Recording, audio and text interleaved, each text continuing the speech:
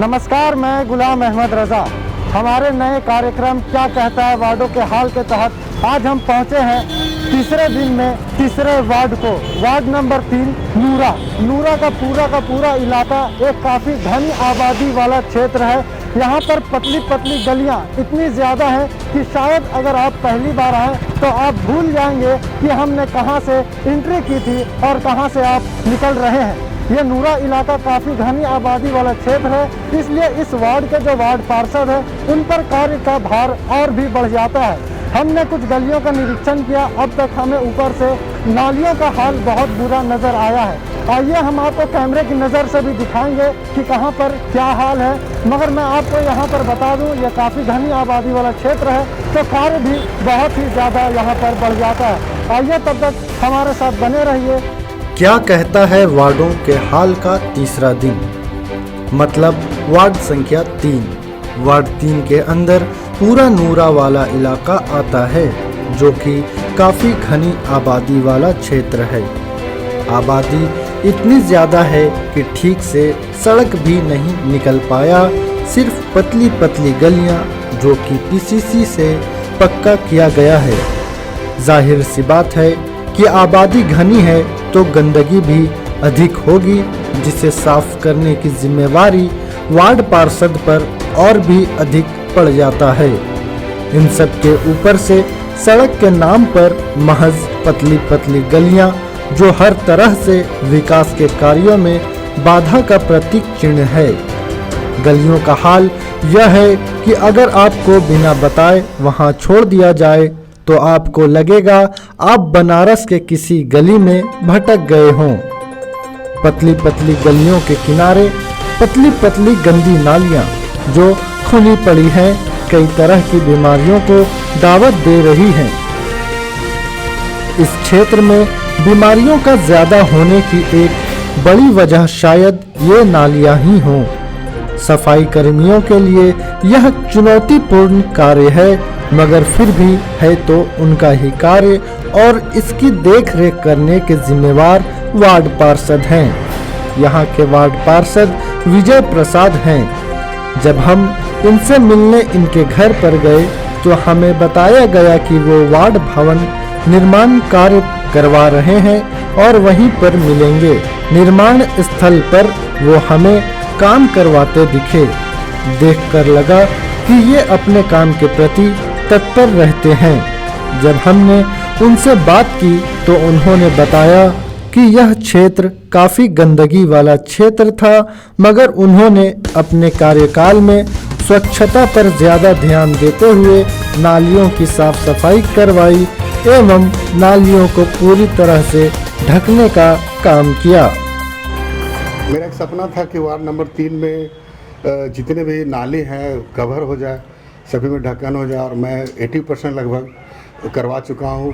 मेरा सभी गली में सुंदरता बढ़ गई है और पेड़ पौधा लगाने का भी मेरा सपना है, जो कि हम 30 पौधा लगाए हैं और सभी बड़े भी हो गए हैं। तो मेन स्वच्छता पर मेरा विशेष ध्यान है और उस पर हम लगे हुए, सभी गली नली बनाए और हम खुश हैं। जितना भी करना था हमने लगभग 1 करोड़ 80 लाख हम काम करा चुके हैं 2018 के बाद। और अभी देख रहे हैं अब जो बन रही है वार्ड विकास केंद्र, ये हमारे वार्ड के लिए बहुत अच्छा चीज़ है।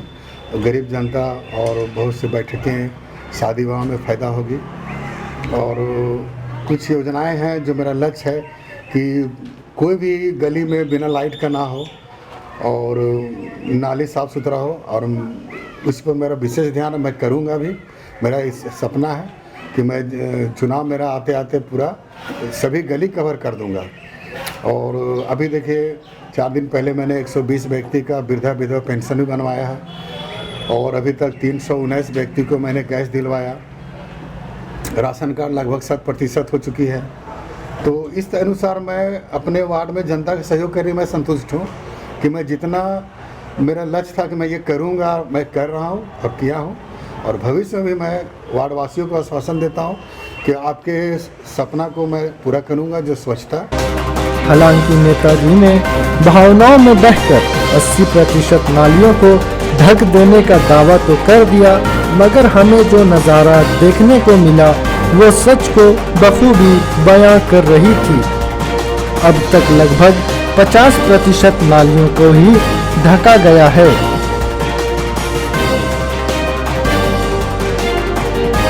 स्वच्छता का दावा करने वाले वार्ड पार्षद विजय प्रसाद के बहुत सारे इलाकों में नालियां भी नहीं हैं। नालियों का गंदा पानी सड़कों पर भी बहता है, जो स्वच्छता को मुंह चिढ़ाता हुआ नजर आता है। इस घनी आबादी वाले क्षेत्र में सड़कों पर गंदे पानियों का बहना साबित करता है कि उस तरह से इस क्षेत्र में बुनियादी सुविधाओं का काम नहीं हो पाया जिस तरह से होना चाहिए था। स्वच्छता को प्रमुखता देने वाले वार्ड में कचरों का अंबार भी कुछ कम नहीं है। एक जगह तो इस कदर कचरा जमा पड़ा मिला जिसे देखकर लगा कि शायद ये वार्ड का सरकारी कचरा डंपिंग यार्ड हो, जो कि है नहीं। यहाँ अगल बगल 2 तल्ले 3 तल्ले घर हों, वैसे जगहों पर कचरों का बदबूदार अंबार गला फाड़ कर चीखते हुए कह रहा है कि मैं भी शहरी क्षेत्र का कचरा हूँ, मुझे भी कचरे वाली गाड़ी की सवारी करनी है। अभी बारिश के दिनों में उन कचरों से और भी ज्यादा बदबू आ रही है। ये कचरों का अंबार आवारा जानवरों के लिए घर सा बन गया है। गंदे स्थानों पर पाए जाने वाले तमाम तरह के जानवर यहाँ पर भी डेरा जमाए हुए हैं। आवारा कुत्तों और अन्य जानवरों का यह दावत उड़ाने का सबसे लुभावना स्थान है। मक्खी और मच्छरों की तो इस दस्तरखान पर सबसे पहला हक है, जो बड़ी बड़ी बीमारियों के लिए जिम्मेवार माने जा सकते हैं। कोरोना के इस काल में साफ सफाई का महत्व और भी बढ़ जाता है। आपको बताते चले कि कोरोना में भी यहाँ के वार्ड ने काफी कुछ काम किया। राशन वितरण से लेकर वैक्सीनेशन के लिए लोगों को जागरूक करने तक वार्ड पार्षद ने काफी सराहनीय प्रयास किए हैं। वार्ड पार्षद अपना ज्यादातर वक्त आजकल वैक्सीनेशन सेंटर पर ही बिता रहे हैं। अभी कोरोना काल में ज़मीनी स्तर के भी जो नेता है, जो ज़मीनी स्तर के भी जनप्रतिनिधि है, उन्होंने भी अपना योगदान दिया, हर तरह से लोगों की मदद की। आपने कोरोना काल में क्या क्या कुछ काम किए हैं? कोरोना काल में देखिए, फर्स्ट वाला में तो हम बहुत कुछ किए थे। सेकंड में क्या बोले, मुझे खुद ही कोरोना हो गया।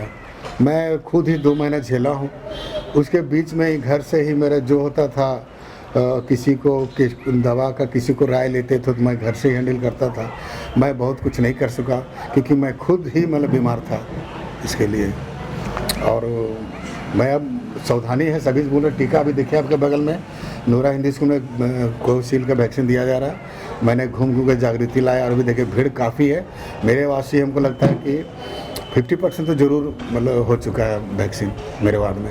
ये मैं घूम घूम कर सबको बुला रहा हूँ और दिला रहा हूँ। मैं सुबह शाम बैठा रहता हूँ और किसी को नहीं हुआ तो मैं अपना ग्रुप चलाता हूँ, व्हाट्सएप ग्रुप, उसमें मैं लिख के डालता हूँ, आप आइए, मैं सहयोग करूँगा।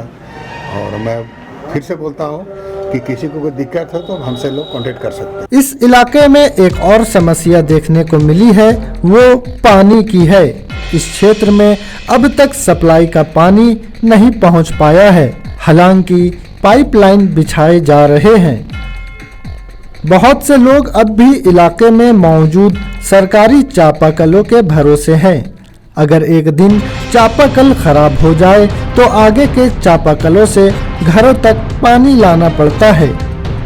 ऐसी बहुत बड़ी आबादी है जो चापाकलों से बाल्टियों में पानी भरकर अपने घरों को ले जाते हैं। आपको बताते चलें कि इस क्षेत्र में एक मोहल्ला हरिजन समुदाय से आने वाले लोगों का भी है, जिनका जीवन यापन बहुत मुश्किल से चल रहा है। कई लोगों के घर तो मिट्टी के बने हैं, जिन्हें अब तक प्रधानमंत्री आवास योजना के तहत घर नहीं मिल पाया है। जब हमने इस बारे में वार्ड पार्षद से सवाल किया तो उन्होंने बड़े सरल भाव में उत्तर दे दिया कि यह खास महल की जमीन है जिस पर काम करने की सरकारी रोक लगी हुई है।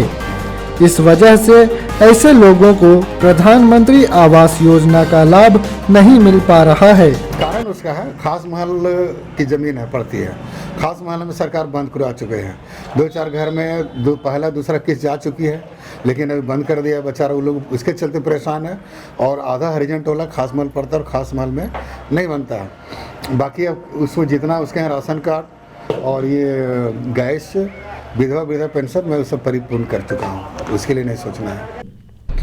खैर, वजह जो कुछ भी हो, हकीकत तो यही है कि इन लोगों को विकास से दूर रखा जा रहा है।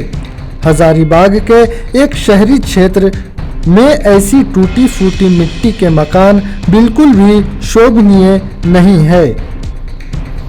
इन तमाम चीज़ों को देखने और समझने के बाद ऐसा लगता है मानिए यहाँ के लोगों को ज़बरदस्ती शहरी क्षेत्र में धकेलकर सिर्फ टैक्स की वसूली की जा रही है और विकास के नाम पर महज एक लॉलीपॉप पकड़ा दिया गया है। हजारीबाग से गुलाम अहमद रजा की रिपोर्ट।